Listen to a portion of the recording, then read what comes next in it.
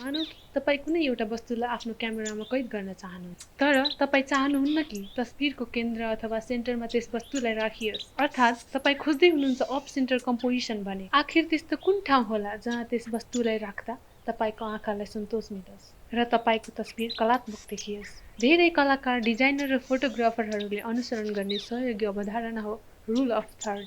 कल्पना गर्नुहोस् कि यो कागज तपाईँको मोबाइल अथवा क्यामेराको स्क्रिन हो।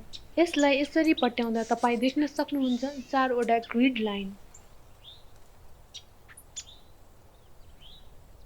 एउटा, दुईटा, तीनवटा, चारवटा, र तपाईँ देख्न सक्नुहुन्छ 9वटा बराबर कोठाहरू, 1 2 3 4 5 6 7 8 9।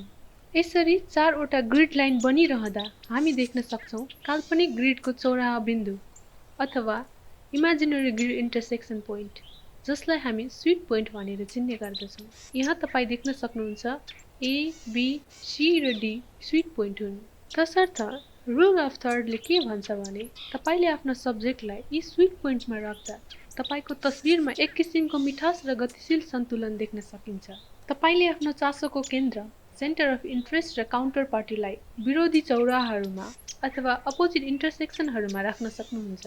उदाहरणका लागि तपाईको सेन्टर अफ इन्ट्रेस्ट ए पोइन्टमा छ भने काउन्टर पोइन्टलाई डीमा राख्न सक्नुहुन्छ। तपाईले आफ्नो कम्पोजिसन अथवा संरचनालाई यसरी सन्तुलन गर्नुहोस् कि जहाँ दुवै पक्षहरू मनमोहक छन् तर बराबर आकारका छैनन्। उदाहरणका लागि एउटा समुद्रमा सानो डुङ्गा, ज्वलन्त रङ अर्थात् भिभिड कलरको सानो क्षेत्रलाई एक भागमा र कम गहन रङको अर्थात् लेस इन्टेन्स ह्यू भएको क्षेत्रलाई अर्को भागमा राख्दा तपाईको कम्पोजिसन अझै राम्रो हुन सक्दछ। यसकारण रुल अफ थर्डले के भन्छ भने इन्टरसेक्सन पोइन्ट अर्थात् स्वीट पोइन्ट अर्थात् चौबाटोमा सब्जेक्टलाई राख्दा उत्तम तस्बिर बन्ने गर्दछ। यसले तपाईले देखाउन खोजेको कथावस्तुलाई सजीव चित्रण गर्नेछ। उदाहरणका लागि यो तस्बिर हेर्नुहोस्, यहाँ मानिसलाई स्वीट पोइन्टमा राख्दा कति सुन्दर तस्बिर बन्न गएको छ। हवस् त, नमस्ते। म कविता KaBs आजलाई बिदा हुन चाहन्छु र यस्तै रमाइला भिडियोहरूको लागि यस च्यानललाई सब्स्क्राइब गर्न नभुल्नुहोला र तपाईका कुनै उल्झन छन् भने कमेन्ट सेक्सनमा सोध्न नहिचकिचाउनुहोला।